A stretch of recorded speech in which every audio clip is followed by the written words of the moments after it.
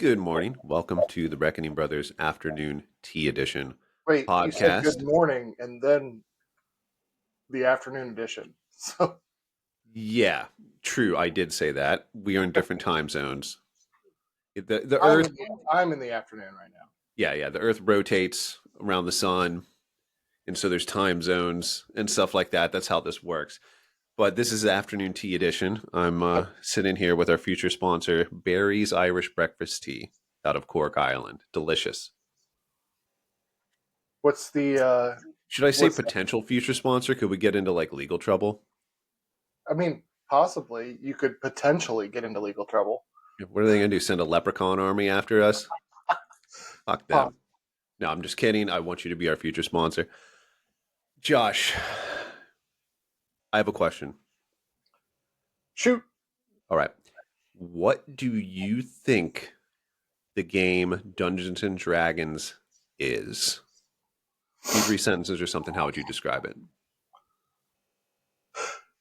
There's a movie in it was in the 80s, Revenge of the Nerds. They're going against the jocks. There's something that they did at one point, and there's this wrestling guy or football guy, and he's just massive, and his hair is coming out, and he's drunk and whatever, and he screams nerds. I don't know if you remember that part, but that's what I think of. So Okay. Gotcha. You're not too far 20 years ago. But I think it's a little bit different now as far as just kind of the okay, overall thing. But okay, so what is Dungeons and Dragons? Dungeons and Dragons is a cooperative storytelling experience that is also kind of a game, right? So you have a few players and you have a person who's a dungeon master. And this dungeon master or game master kind of acts like the computer for a video game. Josh, you've had to play like a Fallout game. of You've had course to I play have. like an Elder Scrolls game. Okay. Yeah, Red Dead. So imagine there's a human behind there that's able to react to everything that you do and create that world. That's more or less what the game is. You're playing a role playing game, you're creating a character, you play that person and you go through the game, right? So you and your group, your party, be traveling through a forest, and then you get attacked by brigands or something like that.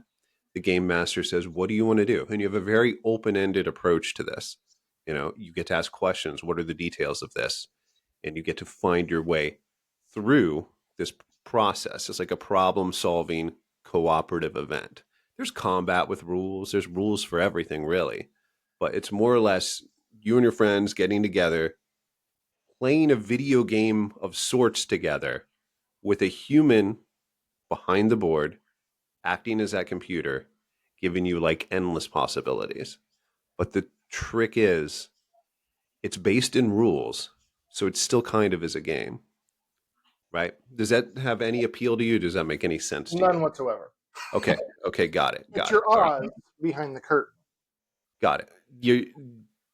The behind the curtain thing is the key, Okay. right? Because you're a big part of this game and a big part of why people like it is it's kind of a combat war game, right? So it's like a turn-based strategy game when you get into the combat of this. You have your own character. It's your turn. There are certain rules for your character, and it's very, very similar to a video game in that aspect. So There are concrete rules. my first video game system was a Game Boy, Mm, and I had Final Fantasy 3. I don't know, whatever one's a blue one, and I got really far into that, and it was turn-based play. And I great understand that example. you have four people on your team, but there's a visual aspect to it. Is there, in Dungeons and Dragons, there's no board, right? You're just kind of sitting around your living room and you're like looking at There what? can be a board. There can very Okay, well be a board. So okay, I play. that I didn't know. I run my games online, and there's a software, right? The software is called Roll20, and you have a map. You can create a map with whatever background you want, and it gives you a grid. So you're actually more or less playing it as if it were a game. Your character is there, all your stats and everything are built into the software. So you kind of are playing that as if it's a game, almost a one for one as a video game, right? It's just your dungeon master, game master, is controlling all of the monsters and kind of So setting the there's rules. an interactivity to it with the visual thing There's where an let's say like I'm doing it virtual, you're in LA, I'm in Ohio, and mhm. you're doing the virtual thing. I can actually see a game board on my screen. Yes, That's you kind can of see cool. a game board on your screen with this particular software too. When I create the maps, I can block out areas so you can only see based on where your actual guy is on the map and a Okay. bunch of cool stuff like that. I can add in artwork and things like that to really kind of help it become more visual. There's a couple of different ways of playing. There's a way called the theater of the mind, which is what you're thinking of, where there's no Yeah, map, there's no that's anything. exactly what I was thinking. Is Yeah, and when you think of it classically, that's kind of what it is. And to be honest, before I started doing it about a year and a half ago, that was kind of a turnoff for me too, because I was like, I don't know if I would be into that. I'm too much want to play a game, right? I too much want it to be a visual experience. So when I found this software, I realized you could do that. That was kind of a game that is changer. kind of cool. Yeah, I was thinking of imagination, and anytime you have a book or you're reading a book, you see something different when the actual movie comes out. Yeah. So there's a difference based upon perspective, but based upon person. So that I don't know. That was kind of a turnoff to me. That it was a imagination thing.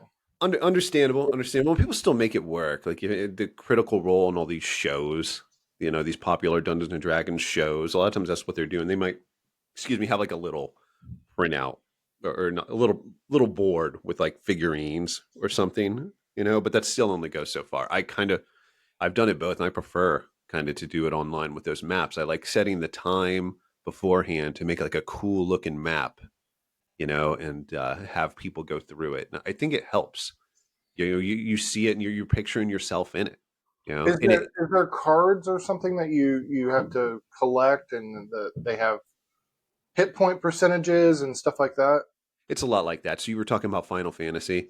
Yeah, Yeah. it's a very similar kind of rule. You have hit points, you go down to zero.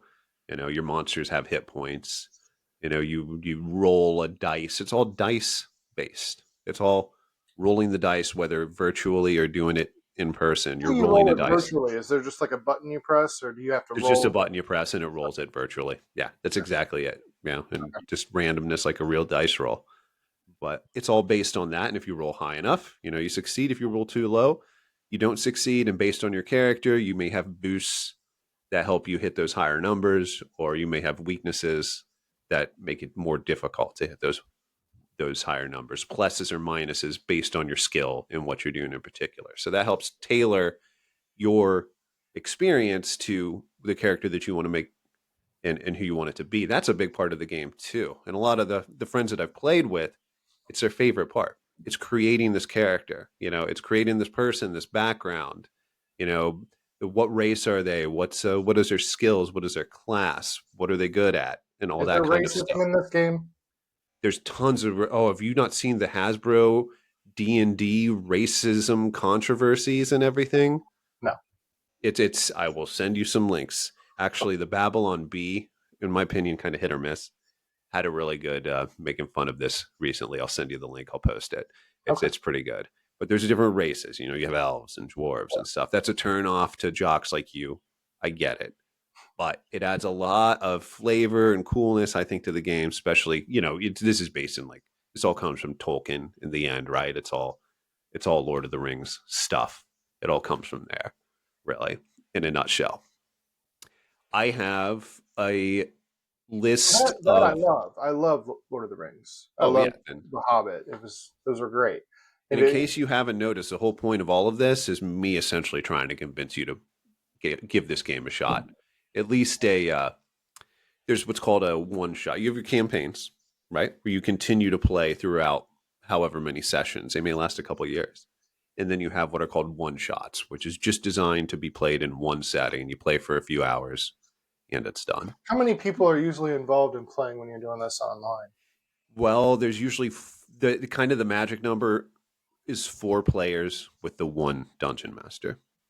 You can play with, I would say, anywhere from 2 to 6. It'd be in the realm of normal. You get more than that, and it gets a bit crazy, especially as combat's turn based, right? So you Yeah, got so all you the got to wait monsters. for each one to go through. Exactly, Yeah. exactly. So, and when you're with your friends, and especially when you're learning to, taking that time, I think is fine because then you also are learning how to play through everybody taking their turn, Okay. and it kind of helps slow it down and kind of helps walk you through. So the one shots that I've run for beginners, that's kind of gone hand in hand. That's been pretty cool. Josh, I'm going to give you a list of celebrities that play Dungeons and Dragons. Okay. I want to see your face and see if you believe if this makes sense to you. All right. Vin Diesel, Dungeons and Dragons. That See that? doesn't surprise me. Guitarist for Rage Against the Machine and famous communist Tom Morello plays Dungeons and Dragons. Okay. Now that seems not surprising to you. Nerds. One of the biggest players and one of the people that's I don't know, kind of like a front man for the whole modern Dungeons and Dragons movement. Joe Manganiello from the Magic Mike movies and from True Blood. He's one of the big werewolf guys in True Blood. You used to watch that show, right? Yeah, but Everybody watched that can't. fucking show. I can't I will picture post a picture, him. Okay. and then we watch this. I'll be like, "Oh, that guy, That guy. just a Yeah. huge hunk of a man." Professional wrestler, The Big Show, big time player. Okay. I don't watch wrestling, but all right. Shaggy himself, Matthew Lillard, Okay. big time player. That I can see. Also from the show True Blood and from Daredevil, actress Deborah Ann Wool, not only a big time Ah, player, but also has her own show where she dungeon masters on YouTube, and that she's one surprises me. extremely good at it. That's She's surprising. extremely good at it. I saw in an interview with her as well that during the writers' strikes and COVID and stuff like that, she was able to support herself by being like a professional dungeon master, hiring herself out to a group of people and setting up, creating games for them to play. So a group of friends, get together, be like, oh man, this would be so cool to get this person to do it. And apparently she was really well received, and I believe it 100% Huh. by the what I've seen on there. That's just a few examples. I'm just going to add one more. Judy Dench. Did not see that one coming when I read that. The Dame Judy Dench, she's an actress. She was in the Bond movies, the recent Bond movies. She was James Bond's boss. You'd recognize her if you saw her. I'll put all these Probably. pictures Yeah. up. Please put all the pictures up. Well, kind of wish we could do those real time. So yeah. Oh yeah, I know exactly who that is. Yeah, well, I could have prepared real time and had them ready and shown them to you, but I neglected to do that. And for that, Fail. I am sorry. I am sorry. But my last appeal to you and to everybody why you should play Dungeons and Dragons is when you play online video games, it's cool. There's some camaraderie there, right? But I don't feel like a connection the way you would if you were in a bowling league together or a golf league or something where you Hmm. actually got together and did that. I put this, at least the online versions of Dungeons and Dragons, as an in between point. It's not quite a bowling league, but you're not playing video games online I together. mean, you sort of are. You sort of are, but the collaborative experience, the kind of the human being the computer makes such a big difference, and I think that's really the beauty of it is when the dungeon master takes the time to do it right and create a good game and has a good group of players, there is no experience like that. You're open ended. When you're trying to solve a problem as a group of players in Dungeons and Dragons, you don't really have a limit in your options. You can try to come up with creative ways to pass a solution to get past a problem. You can't do that on video games. You're set, right? If you're playing The Witcher, if you're playing Elder Scrolls, and you It need to is get past something, restricted. there might be Yeah. a few options, right? You can do stealth. You can fight your way through, but there's not going to be a whole lot of creative options. You can try to talk your way past it sometimes through pre-written dialogue, but if you want to try to make your way past something in Dungeons and Dragons, you've got a dungeon master that's in control of that NPC, that character that you might want to try to get past. And it's endless what you can try to convince them to do. And it's up to your dungeon master to be like, okay, is this going to make sense? Will this So succeed? when you're talking about races and stuff like that, what Yeah. was there are different classes? There's mage, there's warrior, there's Yeah, uh, there's all that stuff. You've got like your fighter thief. class, a wizard. You got they're called a rogue, but yeah, you've got that. You've got a ranger. You've got these different classes, and then you've got the different races. And then certain races will do better at certain classes than others, or at least that's how it used to be. But they changed that in the 2024 rule book because of, you guessed it, racism, because that was considered There's an racist, official which is rule silly. book like coming Oh down yeah, from above. It's oh not yeah. just a designed thing by the dungeon master. There's Well, it's up to the dungeon masters to what they want to do. which rules they're going to follow. What they're going to follow, what they aren't. What they're Okay. going to take from other game systems. It's a whole thing. There are channels with dozens and dozens or hundreds even of videos about this. When I was learning how to do this, I actually decided to start my own game, start Dungeon Mastering, never playing it before because a buddy of mine got kicked out of his group for uh, just stupid woke bullshit reasons. So me being, especially at this time when wokeness was in full swing, I was like, I have to own the libs here. I can't let them win this. He has to be able to play. I've been thinking about this, so I studied up, watched many hours of these videos, and it gets as complicated as you want it to be. You could have a PhD on on tabletop games if you wanted, it seems. There's just so much there, but easy to learn, easy to play, can be difficult to master depending on what level you want to hit, what type of game you want to create. But let's see, if there's anything else I wanted to throw in here. The Is there noob trashing?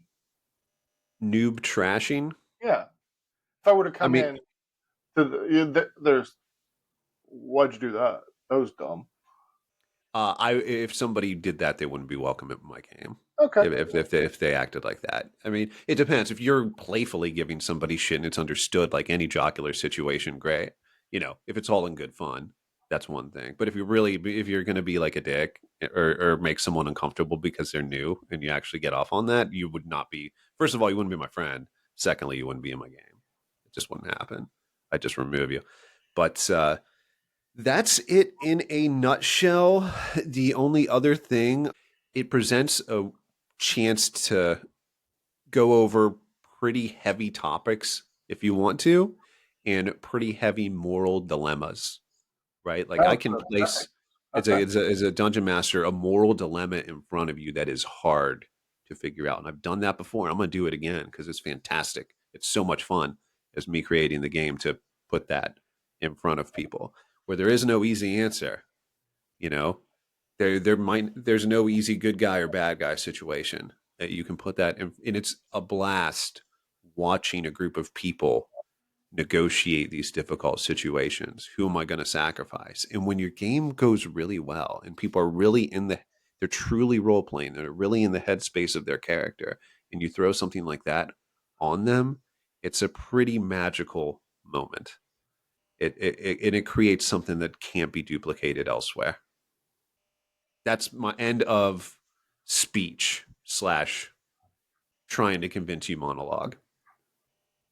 That's Nice. it. I'm gonna leave it at that. Any questions, Josh? And it is even worth getting Mark to want to try to play, or is he just going to call me gay? I No. would convincing him would just be him calling me gay for 20 minutes would be what this would be if I was talking to him. Yeah, I think you would get pretty well trashed by him. Yes. Yeah, which I'm sure he's gonna do anyways. Um, any questions? No, I'm all set. Um, All right. Are I, you at least I more open than before? I'm not asking you to make a decision. Are you more open than yes, I before? am more open than before. Okay. I would like to see the digital space that you've got created and how that works. I will send you links and I will post links. I will post photos and everything Okay, below in the description. All right. I'm happy that you chose to give this a listen. Thank you very much, Josh. not a problem. And good Oh, afternoon to you. Cheers. good morning.